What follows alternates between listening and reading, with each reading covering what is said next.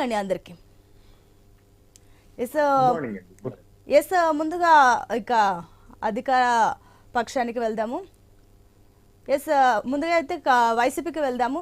Yes కామన నాగేశ్వరరావు గారు good morning అండి. Good morning.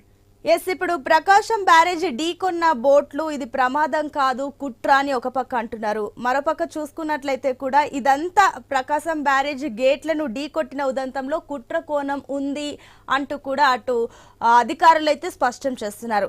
ఏంటి ఏమనుకోవచ్చు, మరోపక్క అటు క్లియర్ గా కూడా కనిపిస్తుంది. అంటే అన్ని కూడా వైసీపీకి వ్యతిరేకంగానే గాలులు వీస్తున్నాయి. ఈ ప్రమాదం వెనుక కుట్ర కోణం అంతా కూడా వైసీపీయే చేస్తుంది. ఆ బోట్లకి రంగులు కానివ్వండి, ఆ బోట్లకు సంబంధించి వైసీపీ బంధువులకు సంబంధించే ఉండడం అని కొన్ని టాపిక్స్ అయితే తెరపైకి వస్తున్నాయి. కానీ వైసీపీ నుంచి కూడా వాదన మరొకలాగా మనకు కనిపిస్తుంది. 5 బోట్లు ఉంటే 3 బోట్లే ఎందుకు హైలైట్ చేస్తున్నారన్న ప్రశ్న తలెత్తితే కూడా మరొకటి అసలు ఈ టీడీపీ ఎన్ఆర్ఐ చౌదరికి సంబంధించిన బంధువులదే ఈ ఉషద్రి కానివ్వండి, మరోపక్క కోమటి రామ్మోహన్ సంబంధించి కూడా వీళ్ళందరూ లోకేష్ కి దగ్గర అంటూ కూడా కొన్ని వాదనలు మీ సైడ్ నుంచి వినిపిస్తున్నాయి. ఏంటి అసలు నిజమేంటి, వైసీపీ ఏమనుకుంటుంది దీనిపైన?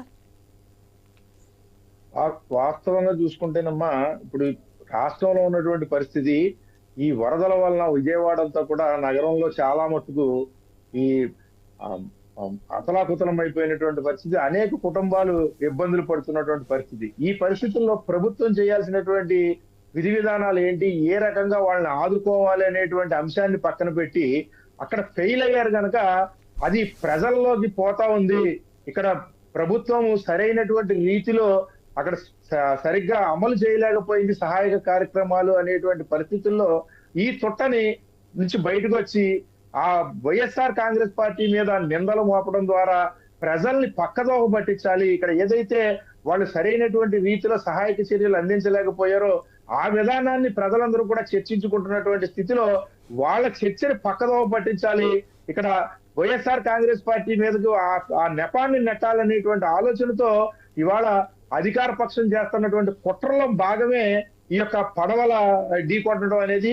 వాస్తవంగా చూసుకుంటే అది యాదృచ్ఛికంగా జరిగినటువంటి సంఘటనని ఈ రకంగా వాళ్ళు మ్యానిపులేట్ చేసి దాన్ని వైఎస్ఆర్ కాంగ్రెస్ పార్టీకి మీదకి నెట్టుతున్నటువంటి పరిస్థితి ఇవాళ మనం చూస్తా ఉన్నాం. ప్రజలందరూ కూడా గమనిస్తా ఉన్నారు. ఇవాళ ఎవరైతే ఈ ఉషాద్రి గాని లేకపోతే రామ్మోహన్ నాయుడు గారిని కానీ చూసుకున్నప్పుడు వాళ్ళు టీడీపీ ఎన్ఆర్ఐ విభాగానికి చెందినటువంటి వారికి ముఖ్య అనుచరులుగా ఉన్నారు. అలాగే వీళ్ళు కూడా ఇవాళ కమ్మ కులానికి చెందినటువంటి వ్యక్తి రామ్మోహన్ నాయుడు గారు. అందుచేత ఏంటంటే దాన్ని ఆపాదించడం కోసం మరి మా పార్టీలో ఉన్నటువంటి కమ్మ కులస్తులు చాలా మంది తక్కువ ఉంటారు.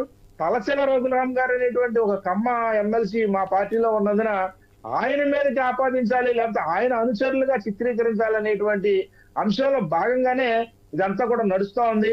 వాస్తవంగా ఈ రాష్ట్రంలో ఈ వరదల ద్వారా అంటే ఈ నేచురల్ కెలామిటీస్ వచ్చినప్పుడు ఏ రకంగా స్పందించాలి అనేది కేవలం ఆర్భాటం చేయడానికి చంద్రబాబు నాయుడు గారు ప్రతి విషయంలో కూడా చాలా ఆర్భాటం చేస్తా ఉంటారు.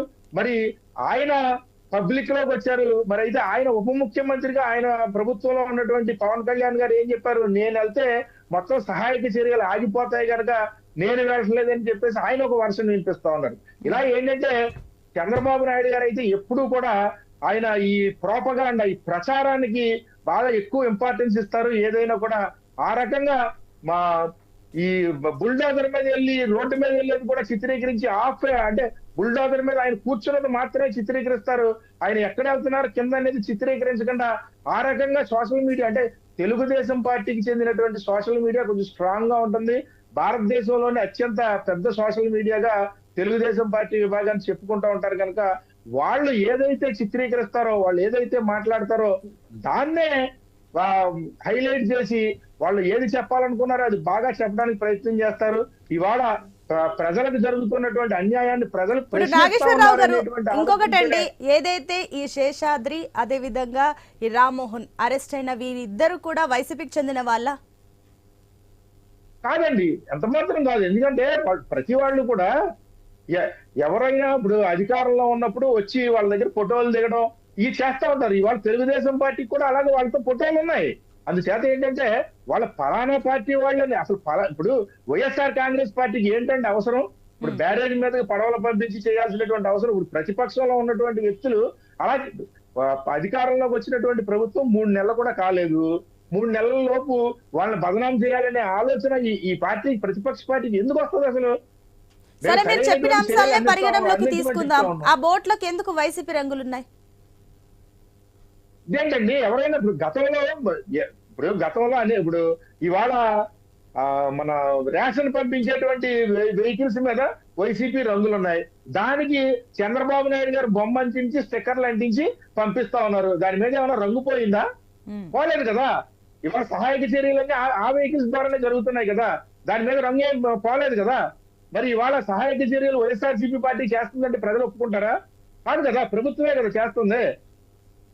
అది ఏదో గతంలో వేసుకున్నటువంటి రంగులు ఆ కలర్ లో ఉన్నటువంటి కనుక దాన్ని హైలైట్ చేయాలని దాన్ని ఏదో రకంగా మసిపూసి మారేడుగా చేసి వైఎస్ఆర్ కాంగ్రెస్ పార్టీకి అంటగట్టి మరి ప్రజల్లో పార్టీని చులకన చేయాలనేటువంటి ఆలోచనతో చంద్రబాబు నాయుడు గారు సరే, మీరు అంటున్నారు ఏదైతే ఇప్పుడు ఈ వరద కష్టాల్లో ఏదైతే అధికార పార్టీ సహాయం చేయడంలో